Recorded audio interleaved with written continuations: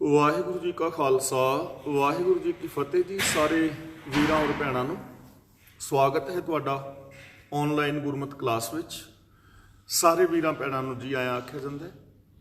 जिवें कि आप सब नूं पता है, असीं साहिब श्री गुरु नानक पातशाह जी की पावन बाणी जपजी साहिब जी की विचार सारे भैणां वीर मिल के कर रहे हैं। कल तक असीं 8 पौड़ियां की 9 पौड़ियां की विचार जिहड़ी है वो सांझी कर चुके हाँ, तो अज असीं इस तो अगली पौड़ी की विचार जो है 10वीं पौड़ी की विचार सांझी करांगे।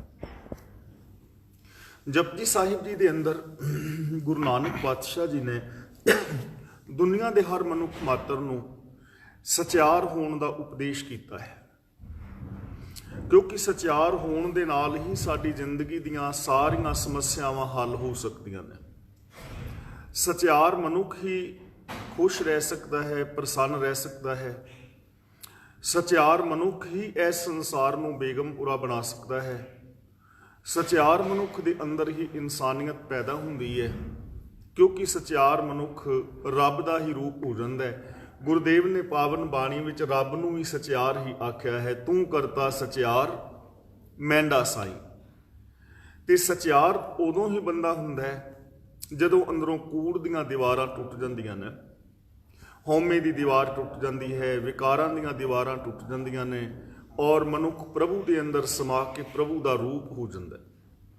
मन बचन और कर्म करके गुणां दा धारनी हो जांदा है। ते ऐसा सचियार मनुख बनन वास्ते साधन की ने? गुरु जी ने साधन दस्या है, हुक्म रजाई चलना नानक लिखिया नाल।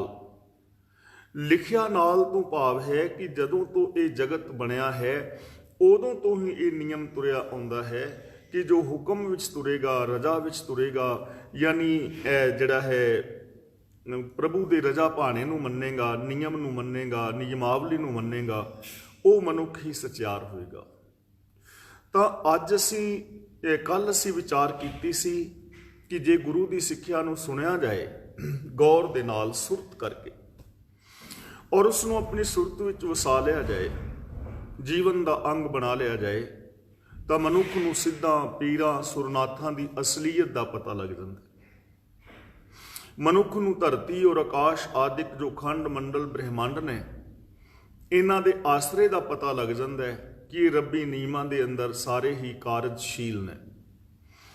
जिहड़ा गुरु की सिक्ख्या नूं ध्यान दे नाल सुनदा है और मनदा है, उस मनुख की जिंदगी चों पाप और विकार खत्म हो जाते हैं। ते जो पापां और विकारां दे कारण मनुखी जिंदगी विच दुख हुंदे ने, वो दुख भी मुक जाते हैं। मनुख सदा वास्ते सुखी हो जाता है। गुरु की सच्ची सिक्ख्या नूं सुनन करके, सुनन दे नाल, सुरत विच वसान दे नाल सदा विगासता आउंदी है। मनुख हर पल खिड़िया रहिंदा है। इहदे जीवन विच नवीं बसंत बहार वाला खेड़ा हुंदा है। इसकी जिंदगी के अंदर शुभ गुणों की सुगंध है, कोमल वाली कोमलता है, कोमल वाली मिठास है, कोमल दे फुल वाली कमल दे फुल वाली जिहड़ी है वो निर्लेपता है, कमल दे फुल वाली कोमलता है, कमल दे फुल वाली सुगंध है और इहदे अंदर हमेशा विगासता रहिंदी है जे कोई गुरु की पावन सिक्ख्या नूं ध्यान दे नाल सुनदा है। हुण गुरु की पावन बाणी पावन सिक्ख्या नूं सुरत करके सुनिया होर सानूं की मिल सकदा है? गुरु जी कहंदे हन, सुनै सत संतोख ज्ञान। सत का मतलब है उच्चा आचरण, ज्ञान का मतलब चंगे और माड़े की परख, कॉमन सेंस, विवेक, बुद्ध। गुरु की सच्ची सिक्ख्या सुनन दे नाल जीवन अंदर सच्चाई आउंदी है। इस मनुख का आचरण उच्चा हुंदा है, ये उच्चे आदर्श वाला हो जाता है, इसकी शख्सियत महान हो जाती है। और शख्सियत या परसनैलिटी का मतलब केवल बाहरी दिखावा नहीं है। मन बचन कर्म करके पूर्ण तौर पर समग्र विकास का नाम है।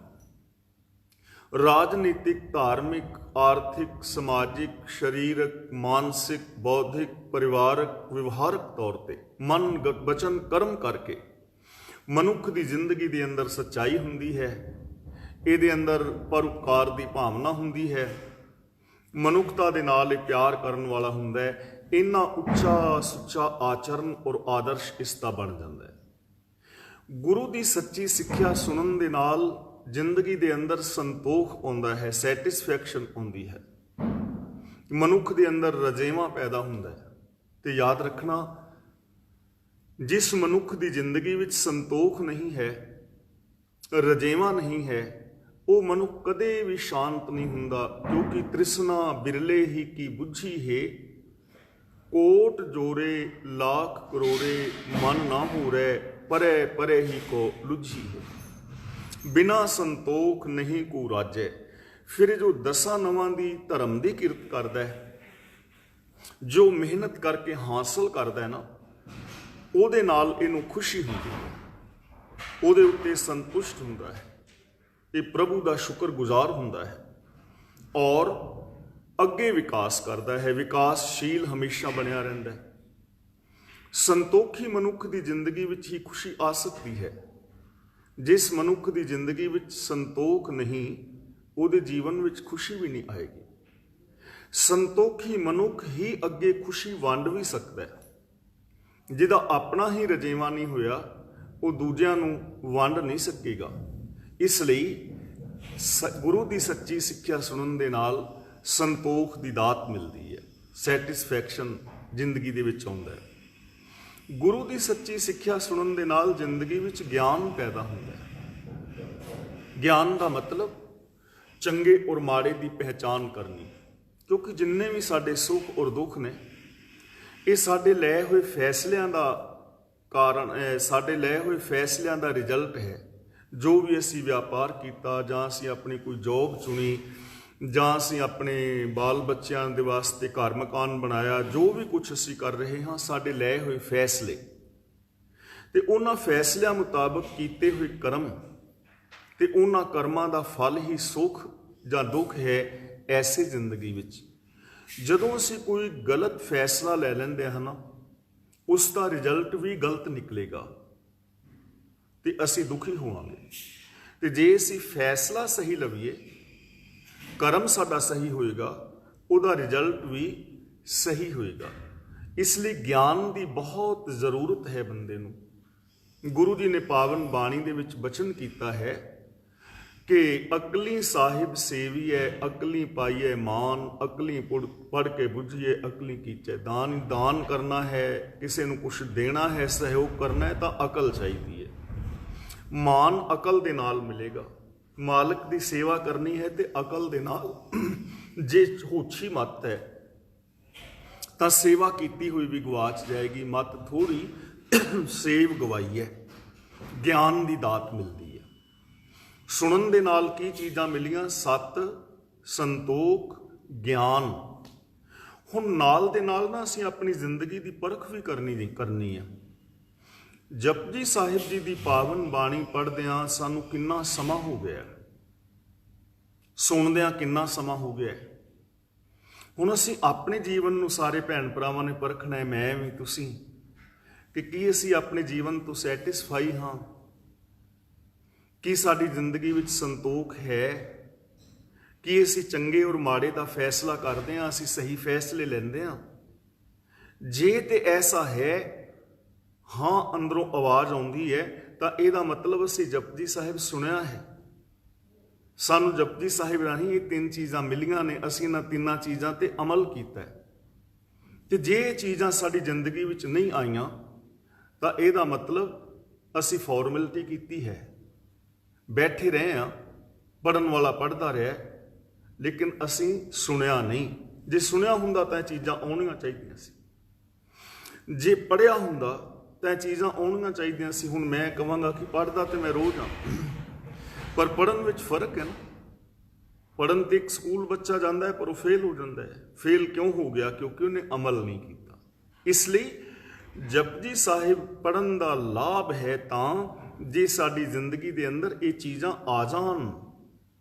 ਮਨੁੱਖਤਾ ਦੇ ਜੀਵਨ ਵਿੱਚ ਇਹ ਚੀਜ਼ਾਂ ਆਉਣੀਆਂ ਚਾਹੀਦੀਆਂ ਨੇ। ਅਗਲਾ ਬਚਨ ਕਰਦੇ ਨੇ, ਸੁਣਿਆ 68 ਕਾ ਇਸਨਾਨ। ਗੁਰੂ ਦੀ ਸੱਚੀ ਸਿੱਖਿਆ ਸੁਣਿਆ, ਗੁਰੂ ਦੇ ਗਿਆਨ ਦੀ ਦਾਤ ਲਿਆ, ਗੁਰੂ ਦੀ ਇਹ ਸੱਚੀ ਸਿੱਖਿਆ ਨੂੰ ਸੁਰਤ ਵਿੱਚ ਵਸਾਇਆ, 68 ਤੀਰਥਾਂ ਦਾ ਇਸ਼ਨਾਨ ਹੋ ਜਾਂਦਾ ਹੈ। ਯਾਨੀ ਉਹਨੂੰ ਇਹ ਸਮਝ ਪੈ ਜਾਂਦੀ ਹੈ ਕਿ ਤੀਰਥਾਂ ਦੇ ਉੱਤੇ ਨਹਾਣਾ ਬੇਕਾਰ ਹੈ, ਵਿਅਰਥ ਹੈ।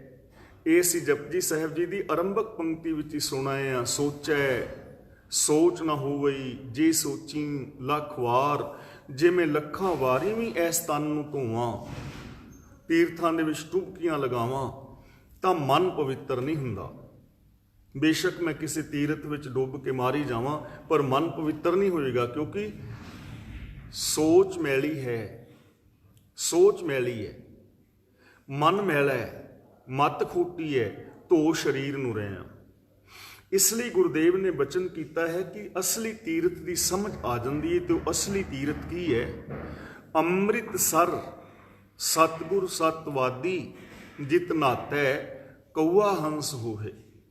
ਗੁਰੂ ਸਾਹਿਬ ਜੀ ਕਹਿੰਦੇ ਨੇ, ਆਤਮਿਕ ਜੀਵਨ ਦੇਣ ਵਾਲੇ ਨਾਮ ਜਲ ਦਾ ਭਰਿਆ ਹੋਇਆ ਨਕਾ ਨਕ ਸਰੋਵਰ ਹੈ ਗੁਰੂ। ਅੰਮ੍ਰਿਤਸਰ ਸਤਿਗੁਰ ਸਤਵਾਦੀ, ਗੁਰੂ ਆਤਮਿਕ ਜੀਵਨ ਦੇਣ ਵਾਲੇ ਨਾਮ ਜਲ ਦਾ ਭਰਿਆ ਗਿਆਨ ਦਾ ਸਰੋਵਰ ਹੈ। ਜਦੋਂ ਗੁਰੂ ਦੇ ਗਿਆਨ ਵਿੱਚ ਬੰਦਾ ਡੁਬਕੀ ਲਾਉਂਦਾ ਨਾ, ਤਾਂ ਕਾਂ ਹੰਸ ਬਣ ਜਾਂਦਾ। ਕਾਂ ਦਾ ਮਤਲਬ ਪਾਪਾਂ ਦੇ ਨਾਲ ਕਾਲਾ ਹੋਇਆ ਮਨੁੱਖ ਦਾ ਮਨ ਹੰਸ ਵਰਗਾ ਹੋ ਜਾਂਦਾ, ਚਿੱਟਾ ਹੋ ਜਾਂਦਾ। ਭਾਵ ਕਿ ਉਹਦੇ ਪਾਪ ਕਰਮ ਮਿਟ ਜਾਂਦੇ ਨੇ। ਉਹਨੂੰ ਸਮਝ ਆ ਜਾਂਦੀ ਹੈ ਕਿ ਮੈਨੂੰ ਬਾਹਰਲੇ ਤੀਰਥਾਂ ਤੇ ਨਹਾਉਣ ਦੀ ਲੋੜ ਨਹੀਂ, ਅੰਤਰਗਤ ਤੀਰਥ ਮਲ ਨਹਾਓ, ਅੰਦਰ ਹੀ ਤੀਰਥ ਹੈ, ਉਹਦੇ ਤੇ ਮਲ ਮਲ ਕੇ ਨਹਾਉਣਾ ਹੈ, ਗਿਆਨ ਦੇ ਨਾਲ ਇਸ਼ਨਾਨ ਕਰਨਾ ਹੈ। ਤੀਰਥ ਨਾਵਣ ਜਾਓ, ਤੀਰਥ ਨਾਮ ਹੈ। ਗੁਰੂ ਜੀ ਕਹਿੰਦੇ ਨੇ, ਨਾਮ ਤੀਰਥ ਹੈ, ਗਿਆਨ ਤੀਰਥ ਹੈ। ਭਰੀਐ ਮਤ ਪਾਪਾਂ ਕੇ ਸੰਗ, ਉਹ ਧੋਪੈ ਨਾਮੇ ਕੇ ਰੰਗ। ਗੁਰੂ ਦੀ ਮੱਤ ਦੇ ਨਾਲ, ਗੁਰੂ ਦੀ ਮੱਤ ਦੇ ਨਾਲ, ਗੁਰੂ ਦੀ ਉਪਦੇਸ਼ ਦੇ ਨਾਲ, ਗਿਆਨ ਦੇ ਨਾਲ ਆਪਣੀ ਮੱਤ ਨੂੰ ਧੋਣਾ ਹੈ। ਤਾਂ ਜਪਜੀ ਸਾਹਿਬ ਦੀ ਪਾਵਨ ਬਾਣੀ ਰਾਹੀਂ ਸਾਨੂੰ ਸਮਝਾ ਰਹੇ ਹਨ ਕਿ ਜਦੋਂ ਅਸੀਂ ਗੁਰੂ ਤੋਂ ਸੱਚਾ ਗਿਆਨ ਹਾਸਲ ਕਰਦੇ ਹਾਂ, ਸੱਚੀ ਸਿੱਖਿਆ ਗੁਰੂ ਦੀ ਸੁਣਦੇ ਹਾਂ ਸੁਰਤ ਕਰਕੇ, ਤਾਂ ਸਮਝ ਪੈ ਜਾਂਦੀ ਹੈ ਤੀਰਥਾਂ ਤੇ ਨਹਾਉਣਾ ਵਿਅਰਥ ਹੈ, ਤੀਰਥਾਂ ਤੇ ਮੈਨੂੰ ਨਹਾਉਣ ਦੀ ਲੋੜ ਨਹੀਂ ਹੈ। ਗੁਰੂ ਦਾ ਗਿਆਨ ਹੀ ਮੇਰੇ ਵਾਸਤੇ ਤੀਰਥ ਹੈ। ਇਸ ਗੁਰੂ ਦੇ ਗਿਆਨ ਰਾਹੀਂ ਮੈਂ ਆਪਣੀ ਮਤ ਔਰ ਬੁੱਧੀ ਨੂੰ, ਆਪਣੀ ਸੋਚ ਨੂੰ ਧੋਣਾ ਹੈ। ਤਾਂ ਇਹਦਾ ਮਤਲਬ ਹਰ ਇਨਸਾਨ ਦੇ ਅੰਦਰ ਪੋਸੀਬਿਲਿਟੀ ਹੈ, ਮੇਰੇ ਵਿੱਚ ਵੀ, ਤੁਹਾਡੇ ਸਾਰਿਆਂ ਵਿੱਚ ਵੀ, ਕਿ ਅਸੀਂ ਗੁਰੂ ਦੇ ਗਿਆਨ ਰਾਹੀਂ ਆਪਣੀ ਸੁਰਤ ਨੂੰ, ਆਪਣੀ ਮੈਂਟੈਲਿਟੀ ਨੂੰ ਧੋਈਏ, ਆਪਣੇ ਬੋਲਾਂ ਨੂੰ ਨਿਰਮਲ ਕਰੀਏ, ਆਪਣੇ ਵਿਹਾਰ ਨੂੰ ਸਾਫ਼ ਸੁਥਰਾ ਕਰੀਏ, ਆਪਣੀ ਮਾਨਸਿਕਤਾ ਨੂੰ ਸਾਫ਼ ਸੁਥਰੀ ਕਰੀਏ ਔਰ ਆਪਣੇ ਮਨ ਨੂੰ ਸਾਫ਼ ਸੁਥਰਾ ਕਰੀਏ। ਜਦੋਂ ਮਨ ਸਾਫ਼ ਹੋ ਜਾਏਗਾ ਨਾ, ਤਾਂ ਬੋਲ ਵੀ ਸਾਫ਼ ਹੋ ਜਾਣਗੇ। ਜਦੋਂ ਮਨ ਅੰਦਰ ਪਿਆਰ ਹੋਏਗਾ, ਬੋਲਾਂ ਵਿੱਚ ਵੀ ਪਿਆਰ ਆ ਜਾਏਗਾ। ਮਨ ਅੰਦਰ ਸੱਚਾਈ ਹੋਏਗੀ, ਵਿਹਾਰ ਵਿੱਚ ਵੀ ਸੱਚਾਈ ਆ ਜਾਏਗੀ। ਤੀਰਥਾਂ ਤੇ ਭਟਕਣ ਦੀ ਲੋੜ ਨਹੀਂ ਪਵੇਗੀ, ਸਚਿਆਰ ਹੋ ਜਾਓਗੇ। ਸੁਣਿਆ ਪੜ ਪੜ ਪਾਵੇਂ ਮਾਨ। ਸੁਣਨ ਦੇ ਨਾਲ ਉਹ ਮਾਨ ਮਿਲ ਜਾਂਦਾ ਜੋ ਪੜ ਪੜ ਕੇ ਪਾਉਂਦੇ ਨੇ। ਹੁਣ ਦੇਖੋ, ਪੜ੍ਹੇ ਲਿਖੇ ਲੋਕ ਨੇ, ਉਹਨਾਂ ਨੂੰ ਮਾਣ ਮਿਲਦਾ ਹੈ। ਜਿਹੜੇ ਐਜੂਕੇਟ ਲੋਕ ਨੇ, ਚੰਗੀ ਵਿੱਦਿਆ ਹਾਸਲ ਕੀਤੀ ਹੈ ਦੁਨਿਆਵੀ ਤੌਰ ਤੇ, ਉਹਨਾਂ ਨੂੰ ਮਾਣ ਮਿਲਦਾ ਹੈ। ਪੜ੍ਹਿਆਂ ਲਿਖਿਆਂ ਨੇ ਮਾਣ ਪਾਇਆ ਹੈ। ਕਿਉਂ? ਕਿ ਉਹਨਾਂ ਦੀ ਮੱਤ ਦਾ ਵਿਕਾਸ ਹੋਇਆ ਹੈ। ਔਰ ਉਹ ਮਾਣ ਪਾਉਂਦੇ ਨੇ ਜੋ ਚੰਗੀ ਜ਼ਿੰਦਗੀ ਜੀਂਦੇ ਨੇ। ਨਹੀਂ ਤੇ ਬਹੁਤ ਸਾਰੇ ਪੜ੍ਹੇ ਲਿਖੇ ਲੋਕ ਵੀ ਨੇ ਜਿਨ੍ਹਾਂ ਨੇ ਉਸ ਗਿਆਨ ਤੇ ਅਮਲ ਨਹੀਂ ਕੀਤਾ, ਤੇ ਉਹਨਾਂ ਨੂੰ ਵੀ ਥਾਂ ਥਾਂ ਤੇ ਨਮੋਸ਼ੀ ਦਾ ਮੂੰਹ ਵੇਖਣਾ ਪੈਂਦਾ ਹੈ। ਉਹਨਾਂ ਦੇ ਉੱਤੇ ਵੀ ਰਿਸ਼ਵਤ ਆਦਿਕ ਦੇ ਕੇਸ ਵਗੈਰਾ ਚੱਲਦੇ ਰਹਿੰਦੇ ਨੇ। ਤਾਂ ਸੁਣਨ ਦੇ ਨਾਲ ਔਰ ਗੁਰੂ ਦੀ ਸਿੱਖਿਆ ਨੂੰ ਪੜ੍ਹਨ ਦੇ ਨਾਲ ਮਾਣ ਮਿਲਦਾ ਹੈ। ਕਿਵੇਂ ਮਾਣ ਮਿਲੇਗਾ? ਜੇ ਅਸੀਂ ਸੱਚੀ ਸਿੱਖਿਆ ਨੂੰ ਸੁਣਾਂਗੇ ਔਰ ਪੜ੍ਹਾਂਗੇ। ਪੜ੍ਹਨ ਦਾ ਪੜ੍ਹ ਕੇ ਦਾ ਮਤਲਬ ਵਿਚਾਰ ਕੇ, ਵਿਚਾਰ ਮੰਡਲ ਦੇ ਵਿੱਚ ਵਸਾ ਕੇ। ਤਾਂ ਜਦੋਂ ਅਸੀਂ ਗੁਰੂ ਦੀ ਸਿੱਖਿਆ ਨੂੰ ਸੁਣਾਂਗੇ, ਸੁਣਨ ਦੇ ਨਾਲ, ਗੁਰੂ ਦੀ ਸਿੱਖਿਆ ਨੂੰ ਵਿਚਾਰਨ ਦੇ ਨਾਲ ਮਾਣ ਪਾਇਆ ਜਾ ਸਕਦਾ ਹੈ, ਆਦਰ ਪਾਇਆ ਜਾ ਸਕਦਾ ਹੈ ਗੁਰੂ ਦੇ ਦਰ ਤੋਂ, ਸੰਸਾਰ ਦੇ ਅੰਦਰ ਹਰ ਥਾਂ ਦੇ ਉੱਤੇ। ਤਾਂ ਜੇ ਅਸੀਂ ਇਹਨਾਂ ਗੁਣਾਂ ਦੇ ਧਾਰਨੀ ਹੋਈਏ ਤਾਂ ਜੋ ਇਹਨਾਂ ਗੁਣਾਂ ਦਾ ਧਾਰਨੀ ਹੈ, ਮਨ ਬਚਨ ਕਰਮ ਕਰਕੇ ਜਿੱਥੇ ਵੀ ਜਾਏਗਾ ਉਹਨੂੰ ਸਤਿਕਾਰ ਮਿਲੇਗਾ, ਕਿਉਂਕਿ ਉਹਨੇ ਨਿਰਾਦਰ ਵਾਲਾ ਕੰਮ ਹੀ ਨਹੀਂ ਕਰਨਾ ਜਿਹਦੇ ਨਾਲ ਬੇਇੱਜ਼ਤੀ ਹੋਏ। ਜੇ ਉਹ ਕਿਤੇ ਔਰਤਾਂ ਵਿੱਚ ਬੈਠਾ ਹੈ ਜਾਂ ਵਿਚਰ ਰਿਹਾ ਹੈ ਤਾਂ ਉਹ ਹਰ ਔਰਤ ਨੂੰ ਆਪਣੀ ਧੀ, ਭੈਣ ਔਰ ਮਾਂ ਦੀ ਤਰ੍ਹਾਂ ਸਮਝੇਗਾ। ਜੇ ਪੁਰਸ਼ਾਂ ਵਿੱਚ ਵਿਚਰ ਰਿਹਾ ਹੈ ਤਾਂ ਉੱਥੇ ਹਰ ਇੱਕ ਨੂੰ ਆਪਣਾ ਭਰਾ ਆਦਿਕ ਸਮਝੇਗਾ, ਸੱਚਾ ਸੁੱਚਾ ਉਹਦਾ ਵਿਹਾਰ ਹੋਏਗਾ। ਜੇ ਕਿਤੇ ਕੁਰਸੀ ਤੇ ਬੈਠਾ ਹੈ, ਆਫੀਸਰ ਹੈ, ਤਾਂ ਉਹ ਰਿਸ਼ਵਤ ਆਦਿਕ ਨਹੀਂ ਲਵੇਗਾ। ਜੇ ਉਹ ਵਪਾਰੀ ਹੈ, ਦੁਕਾਨਦਾਰ ਹੈ, ਤਾਂ ਉਹ ਸੱਚਾ ਸੁੱਚੇ ਕੰਮ ਕਰੇਗਾ, ਤਾਂ ਉਹਨੂੰ ਮਾਨ ਮਿਲੇਗਾ ਜਿਹਦੇ ਵਿੱਚ ਸੰਤੋਖ ਹੋਏਗਾ, ਜਿਹਦੇ ਵਿੱਚ ਗਿਆਨ ਹੋਏਗਾ, ਜਿਹਦਾ ਆਚਰਨ ਉੱਚਾ ਹੋਏਗਾ, ਜਿਹਦੀ ਮੱਤ ਸਾਫ਼ ਹੋਵੇਗੀ, ਜੋ ਗੁਰੂ ਦੀ ਸਿੱਖਿਆ ਦੇ ਉੱਤੇ ਅਮਲ ਕਰ ਰਿਹਾ ਹੈ, ਉਹਨੂੰ ਹਰ ਥਾਂ ਤੇ ਮਾਣ ਮਿਲੇਗਾ। ਤਾਂ ਜੇ ਸਾਨੂੰ ਕਿਤੇ ਮਾਣ ਨਹੀਂ ਮਿਲਿਆ ਤਾਂ ਫਿਰ ਸਾਨੂੰ ਦੂਜਿਆਂ ਤੇ ਦੋਸ਼ ਨਹੀਂ ਦੇਣਾ ਚਾਹੀਦਾ। ਸਾਨੂੰ ਆਪਣੇ ਜੀਵਨ ਵੱਲ ਝਾਤ ਜ਼ਰੂਰ ਮਾਰ ਲੈਣੀ ਚਾਹੀਦੀ ਹੈ ਕਿ ਕੀ ਮੈਂ ਮਾਣ ਔਰ ਆਦਰ ਲੈਣ ਦਾ ਹੱਕਦਾਰ ਹਾਂ? ਕੀ ਮੇਰਾ ਲੋਕਾਂ ਦੇ ਨਾਲ ਵਿਹਾਰ ਗੁਰਮਤ ਵਾਲਾ ਹੈ? ਅਸੀਂ ਕਹਿੰਦੇ ਹਾਂ ਵੀ ਲੋਕ ਚੰਗੇ ਨਹੀਂ, ਜ਼ਮਾਨਾ ਬੜਾ ਭੈੜਾ ਆ ਗਿਆ, ਤੇ ਬੰਦਾ ਪੁੱਛੇ ਵੀ ਤੂੰ ਕਿਹੜਾ ਮੋਦੀਖਾਨਾ ਖੋਲ ਕੇ ਬੈਠਾ ਲੋਕਾਂ ਵਾਸਤੇ ਪਰਉਪਕਾਰ ਕਰਨਾ ਹੈ? ਲੋਕ ਬੜੇ ਬੁਰੇ ਨੇ, ਲੋਕ ਕਿਸੇ ਦਾ ਭਲਾ ਨਹੀਂ ਕਰਦੇ। ਤੇ ਜੇ ਪੁੱਛੀ ਭਾਈ ਸਾਹਿਬ ਤੁਸੀਂ ਕਿੰਨਾ ਕੁ ਭਲਾ ਕਰਦੇ ਹੋ, ਆਪ ਕਿੱਥੇ ਖੜੇ ਹੋ, ਵੇਖੋ ਤਾਂ ਸਹੀ। ਤਾਂ ਜੇ ਸਾਨੂੰ ਮਾਣ ਨਹੀਂ ਕਿਤੇ ਮਿਲਿਆ ਤਾਂ ਜਿਸ ਨੇ ਮਾਣ ਨਹੀਂ ਦਿੱਤਾ ਉਹਦੇ ਵੱਲ ਸੋਚਣ ਦੀ ਬਜਾਏ ਸਾਨੂੰ ਪਹਿਲਾਂ ਆਪ ਸੋਚਣਾ ਚਾਹੀਦਾ ਕਿ ਕੀ ਮੈਂ ਮਾਣ ਦਾ ਹੱਕਦਾਰ ਹਾਂ? ਕੀ ਮੇਰੇ ਵਿਹਾਰ ਵਿੱਚ, ਮੇਰੇ ਬੋਲਾਂ ਵਿੱਚ ਕਿਤੇ ਖਰਵਾਪਨ ਤੇ ਨਹੀਂ, ਕਿਤੇ ਈਗੋ ਹੰਕਾਰ ਤੇ ਨਹੀਂ, ਕਿਤੇ ਈਰਖਾ ਔਰ ਦੁਆਸ਼ ਤੇ ਨਹੀਂ? ਤਾਂ ਜਿਹੜਾ ਬੰਦਾ ਗੁਰਮਤ ਆਸ਼ੇ ਅਨੁਸਾਰ ਜ਼ਿੰਦਗੀ ਜੀਵੇਗਾ, ਜਿੱਥੇ ਵੀ ਜਾਏਗਾ ਉਹਨੂੰ ਮਾਣ ਮਿਲੇਗਾ। ਦੇਖੋ ਪੰਜਾਬ ਦੇ ਅੰਦਰ ਮੁੱਖ ਮੰਤਰੀ ਚਾਹੇ ਭਾਜਪਾਈਆਂ ਦਾ ਆ ਜਾਏ, ਅਕਾਲੀਆਂ ਦਾ ਆ ਜਾਏ, ਕਾਂਗਰਸੀਆਂ ਦਾ ਆ ਜਾਏ, ਕਿਸੇ ਹੋਰ ਪਾਰਟੀ ਦਾ ਆ ਜਾਏ, ਕੋਈ ਵੀ ਪੰਜਾਬ ਦਾ ਮੁੱਖ ਮੰਤਰੀ ਭਗਤ ਪੂਰਨ ਸਿੰਘ ਦੇ ਕੱਦ ਨੂੰ 1 ਇੰਚ ਵੀ ਨੀਵਾਂ ਕਰ ਸਕਦਾ ਹੈ? ਕੋਈ ਵੀ ਨਹੀਂ ਕਰ ਸਕਦਾ। ਕਿਉਂ? ਕਿ ਭਗਤ ਪੂਰਨ ਸਿੰਘ ਦਾ ਜੀਵਨ ਹੀ ਐਸਾ ਉੱਚਾ, ਆਚਰਨ ਆਦਰਸ਼ ਐਸਾ ਉੱਚਾ ਹੈ, ਉਹ ਜਿੱਥੇ ਵੀ ਜਾਏਗਾ ਉਹਨੂੰ ਮਾਣ ਮਿਲੇਗਾ। ਭਾਈ ਕਨ੍ਹਈਆ ਜੀ ਜਿੱਥੇ ਜਾਣਗੇ ਮਾਣ ਮਿਲੇਗਾ, ਭਾਈ ਮਤੀ ਦਾਸ ਸਤੀਦਾਸ ਜਾਣਗੇ ਜਿੱਥੇ ਮਾਣ ਮਿਲੇਗਾ। ਕਹਿਣ ਤੋਂ ਭਾਵ ਕਿ ਜਿਹੜਾ ਇਨਸਾਨ ਗੁਰੂ ਦੀ ਸਿੱਖਿਆ ਨੂੰ ਸੁਣਦਾ ਹੈ, ਮੰਨਦਾ ਹੈ, ਉਹਨੂੰ ਮਾਣ ਮਿਲਦਾ ਹੈ। ਤਾਂ ਜੇ ਅਸੀਂ ਮਾਣ, ਆਦਰ, ਸਤਿਕਾਰ ਪਾਣਾ ਚਾਹੁੰਦੇ ਹਾਂ, ਪ੍ਰੇਮ ਪਾਣਾ ਚਾਹੁੰਦੇ ਹਾਂ, ਤਾਂ ਸਾਨੂੰ ਗੁਰੂ ਦੀ ਸਿੱਖਿਆ ਨੂੰ ਧਿਆਨ ਦੇ ਨਾਲ ਸੁਣਨਾ ਚਾਹੀਦਾ ਹੈ। ਸੁਣਿਆ ਲਾਗੇ ਸਹਿਜ ਧਿਆਨ।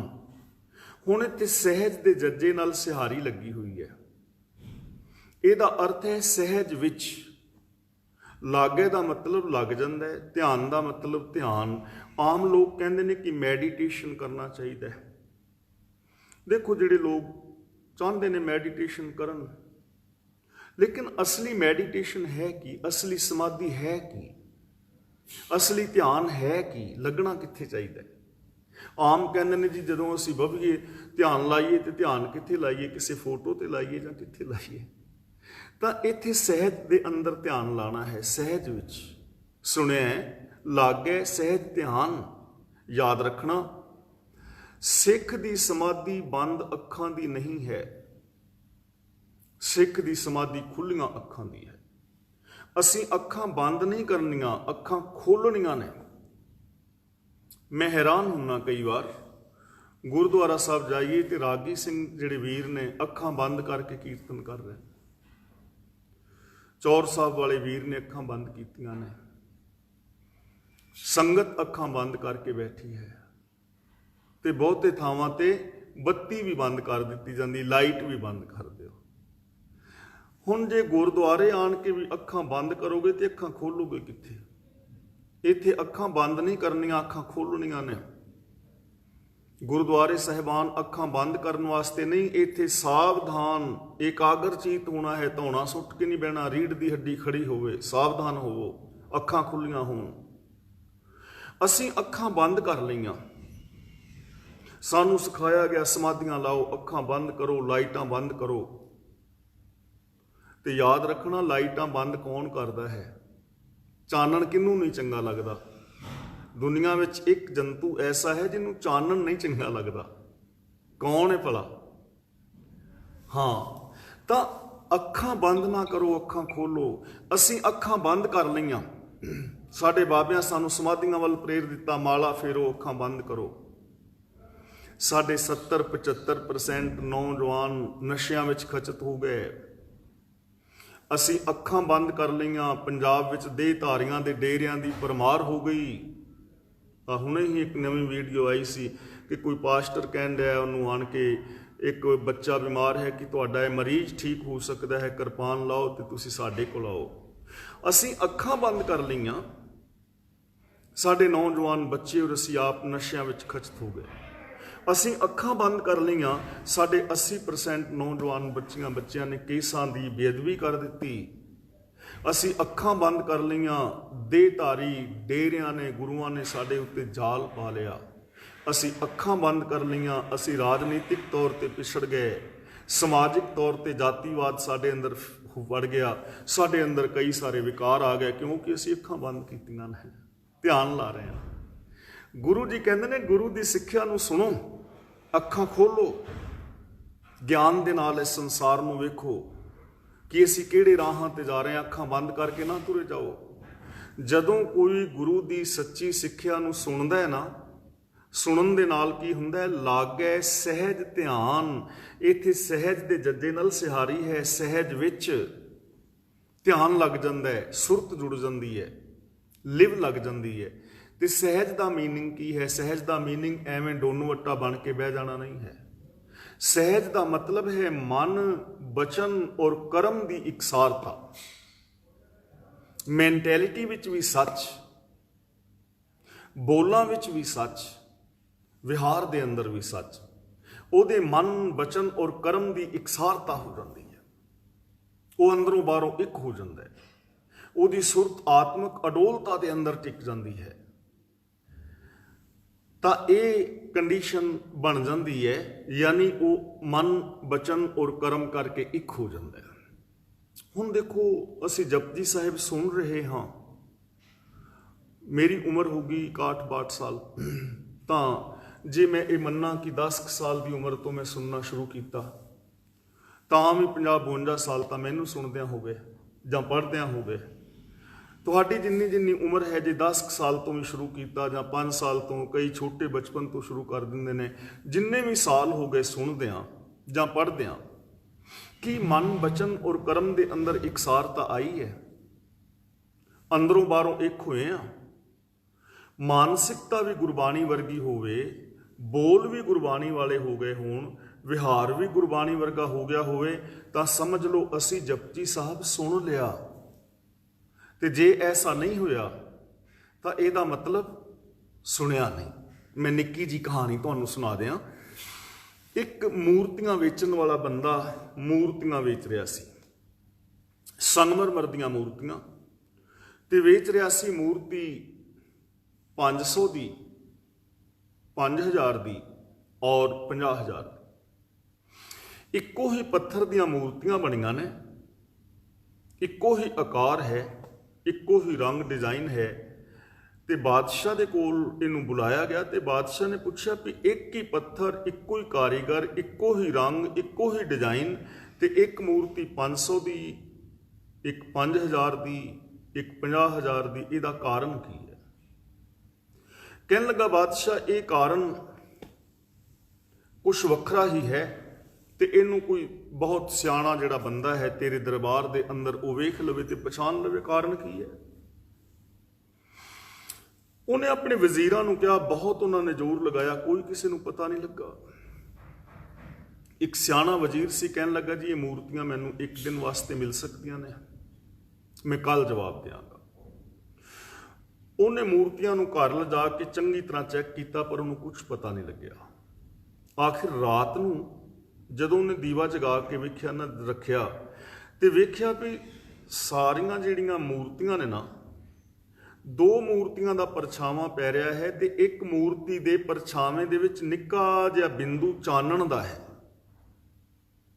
ਮੂਰਤੀ ਦੇ ਵਿੱਚੋਂ ਚਾਨਣ ਪਾਰ ਹੋ ਰਿਹਾ ਸੀ। ਇਹਨੇ ਇੱਕ ਪਤਲੀ ਜੀ ਤਾਰ ਲਈ ਤੇ ਪਤਲੀ ਜੀ ਤਾਰ ਲੈ ਕੇ ਇਸ ਮੂਰਤੀ ਦੇ ਕੰਨ ਦੇ ਵਿੱਚ ਪਾਈ ਤੇ ਉਹ ਤਾਰ ਦੂਜੇ ਕੰਨ ਚੋਂ ਪਾਰ ਹੋ ਗਈ। ਫਿਰ ਇਹਨੇ ਦੂਜੀ ਮੂਰਤੀ ਦੇ ਕੰਨ ਦੇ ਵਿੱਚ ਤਾਰ ਪਾਈ। ਜਿਵੇਂ ਜਿਵੇਂ ਤਾਰ ਪਾਉਂਦਾ ਗਿਆ ਉਹ ਤਾਰ ਇਸ ਮੂਰਤੀ ਦੇ ਮੂੰਹ ਦੇ ਵਿੱਚੋਂ ਬਾਹਰ ਆ ਗਈ, ਮੂੰਹ ਚੋਂ ਬਾਹਰ ਆ ਗਈ। ਤੀਜੀ ਮੂਰਤੀ ਦੇ ਕੰਨ ਦੇ ਵਿੱਚ ਤਾਰ ਪਾਈ ਤੇ ਉਹ ਤਾਰ ਕੰਨ ਦੇ ਰਾਹੀਂ ਉਹਦੇ ਅੰਦਰ ਚਲੀ ਗਈ। ਇਹ ਵਜ਼ੀਰ ਬਹੁਤ ਖੁਸ਼ ਹੋਇਆ ਔਰ ਇਸ ਬਾਦਸ਼ਾਹ ਦੇ ਕੋਲ ਗਿਆ ਤੇ ਜਾ ਕੇ ਦਰਬਾਰ ਵਿੱਚ ਕਹਿਣ ਲੱਗਾ, ਬਾਦਸ਼ਾਹ ਜੀ ਇਹ ਮੂਰਤੀ 500 ਦੀ ਹੈ, ਪੱਥਰ ਬੇਸ਼ੱਕ ਬਰਾਬਰ ਲੱਗਾ ਹੈ, ਪਰ ਇਹਦਾ 500 ਦੇਣਾ ਵੀ ਬੇਕਾਰ ਹੈ, ਕਿਉਂਕਿ ਇਹ ਮੂਰਤੀ ਘਾੜਾ ਇੱਕ ਪ੍ਰਤੀਕ ਲੈ ਕੇ ਆਇਆ ਹੈ। ਇਹ ਉਸ ਬੰਦੇ ਦਾ ਪ੍ਰਤੀਕ ਹੈ ਜਿਹੜਾ ਇੱਕ ਕੰਨ ਤੋਂ ਸੁਣਦਾ ਹੈ ਤੇ ਦੂਜੇ ਤੋਂ ਕੱਢ ਦਿੰਦਾ, ਉਹਦੀ ਕੋਈ ਵੈਲਿਊ ਨਹੀਂ, 500 ਵੀ ਜ਼ਿਆਦਾ ਹੈ। ਤੇ ਦੂਜੀ ਮੂਰਤੀ ਦੇ ਕੰਨ ਵਿੱਚ ਜਦੋਂ ਉਹਨੇ ਤਾਰ ਪਾਈ ਤੇ ਉਹ ਮੂੰਹ ਚੋਂ ਨਿਕਲ ਆਈ। ਕਹਿਣ ਲੱਗਾ ਇਹਦੀ ਕੁਛ ਕੀਮਤ ਹੈ, ਕਿਉਂਕਿ ਇਹ ਥੋੜਾ ਜਿਹਾ ਸੁਣ ਕੇ ਤੇ ਬੋਲਦਾ ਹੈ, ਫਿਰ ਉਸ ਚੀਜ਼ ਨੂੰ ਬਾਹਰ ਜਾ ਕੇ ਦੱਸਦਾ ਹੈ, ਬੋਲ ਦਿੰਦਾ, ਸੁਣ ਲੈਂਦਾ ਪਰ ਬੋਲ ਦਿੰਦਾ, ਬੋਲਣ ਤੱਕ ਸੀਮਤ ਹੈ, ਇਸ ਤੋਂ ਅੱਗੇ ਨਹੀਂ। ਪਰ ਫਿਰ ਵੀ ਇਹਦੀ ਕੋਈ ਕੀਮਤ ਹੈ ਕਿ ਚੰਗੀ ਗੱਲ ਸੁਣ ਕੇ ਅੱਗੇ ਤੇ ਦੱਸਦਾ ਹੈ। ਤੇ ਤੀਜੀ ਜਿਹੜੀ ਮੂਰਤੀ ਹੈ ਉਹ ਕਹਿੰਦਾ 50,000 ਨਹੀਂ, ਇਹਦੀ ਲੱਖਾਂ ਰੁਪਏ ਵੀ ਕੀਮਤ ਦਿੱਤੀ ਜਾਏ ਉਹ ਵੀ ਥੋੜੀ ਹੈ, ਕਿਉਂਕਿ ਕੰਨ ਦੇ ਅੰਦਰ ਤਾਰ ਪਾਈ ਹੈ, ਉਹ ਅੰਦਰ ਚਲੀ ਗਈ ਹੈ। ਇਹ ਪ੍ਰਤੀਕ ਹੈ ਕਿ ਇਹਨੇ ਸੱਚ ਨੂੰ ਸੁਣ ਕੇ ਆਪਣੇ ਹਿਰਦੇ ਦੇ ਅੰਦਰ ਵਸਾ ਲਿਆ। ਇਹ ਤਿੰਨ ਪ੍ਰਤੀਕ ਨੇ। ਹੁਣ ਇਹਨਾਂ ਤਿੰਨਾਂ ਦੇ ਵਿੱਚੋਂ ਅਸੀਂ ਕਿਹੜੀ ਕੈਟੇਗਰੀ ਵਿੱਚ ਆਉਂਦੇ ਆ, ਇਹ ਅਸੀਂ ਆਪਣਾ ਫੈਸਲਾ ਆਪ ਕਰਨਾ ਹੈ। ਮੈਂ ਕਿਹੜੀ ਕੈਟੇਗਰੀ ਵਿੱਚ ਆ, ਤੁਸੀਂ ਮੇਰੀਆਂ ਭੈਣਾਂ ਮੇਰੇ ਵੀਰ ਬੈਠੇ ਸਾਹਮਣੇ ਹੱਸ ਰਹੇ ਹੋ, ਥੋੜਾ ਤੁਸੀਂ ਆਪਣਾ ਫੈਸਲਾ ਕਰਨਾ ਹੈ ਵੀ ਕੰਨ ਚੋਂ ਪਾਰ ਕਰਨ ਵਾਲੇ ਆ, ਕੰਨ 'ਚ ਤਾਰ ਪਾਇਆ ਮੂੰਹ ਚੋਂ ਪਾਰ ਜਾਂਦੀ ਹੈ, ਜਾਂ ਕੰਨ 'ਚ ਤਾਰ ਪਾਇਆ ਅੰਦਰ ਜਾਂਦੀ। ਇਹਨੂੰ ਕਹਿੰਦੇ ਨੇ ਸੁਣੇ ਲਾਗੇ ਸਹਿਜ ਧਿਆਨ। ਗੁਰੂ ਦੀ ਸਿੱਖਿਆ ਸੁਣ ਕੇ ਸਹਿਜ ਵਿੱਚ ਸੁਰਤ ਜੁੜ ਜਾਂਦੀ ਹੈ, ਮਨ ਬਚਨ ਕਰਮ ਕਰਕੇ ਬੰਦਾ ਇੱਕ ਹੋ ਜਾਂਦਾ ਹੈ। ਗੁਰੂ ਦਾ ਸੱਚਾ ਗਿਆਨ ਅੰਦਰ ਵਸ ਜਾਂਦਾ ਹੈ, ਤੇ ਜਿਹਦੇ ਅੰਦਰ ਵਸ ਜਾਏ ਨਾ, ਫਿਰ ਉਹ ਜ਼ਬਾਨ ਰਾਹੀਂ ਵੀ, ਅੱਖਾਂ ਰਾਹੀਂ ਵੀ, ਹੱਥਾਂ ਰਾਹੀਂ ਵੀ ਜਹਾਨ ਦੇ ਅੰਦਰ ਪ੍ਰਗਟ ਹੁੰਦਾ ਹੈ। ਇਹ ਮਹਾਨਤਾ ਹੈ ਜਪਜੀ ਸਾਹਿਬ ਸੁਣਨ ਦੀ, ਇਹ ਮਹਾਨਤਾ ਹੈ ਗੁਰੂ ਦੀ ਬਾਣੀ ਸੁਣਨ ਦੀ। ਤੇ ਜੇ ਇਹ ਮਹਾਨਤਾ ਨਹੀਂ ਮਿਲੀ ਤਾਂ ਕੰਨਾਂ ਵਿੱਚ ਪੈ ਰਹੀ ਹੈ, ਪਰ ਦੂਜੇ ਕੰਨ ਚੋਂ ਨਿਕਲ ਰਹੀ ਹੈ। ਤਾਂ ਦੇਖੋ ਕਿੰਨੀ ਮਹਾਨ ਬਾਣੀ ਸੀ। ਇਸ ਪਾਵਨ ਬਾਣੀ ਨੇ ਕਿੰਨੀ ਚੇਂਜਿੰਗ ਲਿਆਉਣੀ ਸੀ, ਕਿੰਨੀ ਵੱਡੀ ਕ੍ਰਾਂਤੀ ਲਿਆਉਣੀ ਸੀ ਸਾਡੇ ਜੀਵਨ ਵਿੱਚ, ਸਾਡੇ ਪਰਿਵਾਰਕ ਜੀਵਨ ਵਿੱਚ।